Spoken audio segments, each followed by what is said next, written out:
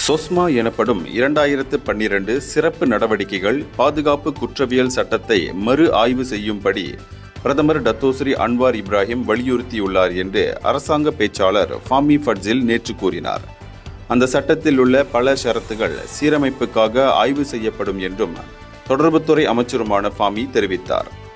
உள்துறை அமைச்சர் Datuk Seri Saifuddin Nasution Ismail விரைவில் மக்களவையில் இந்த மறு ஆய்வு தொடர்பான விவரங்களை வெளியிடுவார் என்றும் அவர் குறிப்பிட்டார். அமைச்சரவைக்கு பிந்திய நிருபர்கள் சந்திப்பில் அவர் இதனை கூறினார். இந்த சட்டத்தின் மறு ஆய்வுக்கு என்ன காரணம் என கேட்டபோது அவ்வப்போது அந்த சட்டத்தை மறு ஆய்வு செய்யும் அரசாங்கத்தின் முயற்சிகள் தொடரும் என்று அவர் பதிலளித்தார். சொஸ்மா சட்டத்தை அரசாங்கம் ரத்து செய்ய வேண்டும் என கடந்த பிப்ரவரி 12ஆம் தேதி பாக்காத்தான் ஹராப்பானின் 5 முன்னாள் நாடாளுமன்ற உறுப்பினர்கள் கோரிக்கை எழுப்பியிருந்தனர்.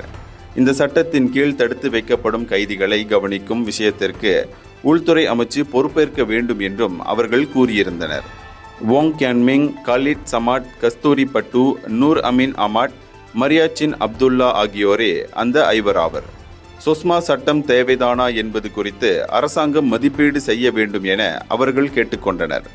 உள்நாட்டு பாதுகாப்பு சட்டம் ரத்து செய்யப்பட்ட பிறகு முன்னாள் பிரதமர் டத்தோஸ்ரீ நஜீப் ரசாக் ஆட்சி காலத்தில் 2012ஆம் ஆண்டு சொஸ்மா சட்டம் அமல்படுத்தப்பட்டது.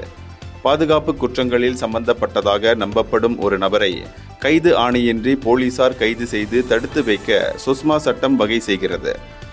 சொஸ்மா தடுப்பு காவலில் வைக்கப்பட்டிருக்கும் கைதிகளின் நிலை குறித்து தங்களுக்கு பதில் தெரிய வேண்டும் என கோரி அவர்களின் குடும்பத்தார் கொண்டு வந்த கோரிக்கை மனுவை ஏற்றுக்கொள்ள உள்துறை அமைச்சு மறுத்த பிறகு பிரதமர் டத்தோஸ்ரீ அன்வார் இப்ராஹிம் இதில் தலையிட வேண்டும் என ஸ்வாராம் எனப்படும் மனித உரிமை அமைப்பு கேட்டுக்கொண்டது. சொஸ்மா கைதிகளின் குடும்ப உறுப்பினர்கள் கடந்த வார இறுதியில் சுங்காய் பூலோ சிறைக்கு வெளியே உண்ணாவிரதம் இருந்தனர் என்பது குறிப்பிடத்தக்கது. இந்தியர்களின் இதய குரல் மக்களோசை.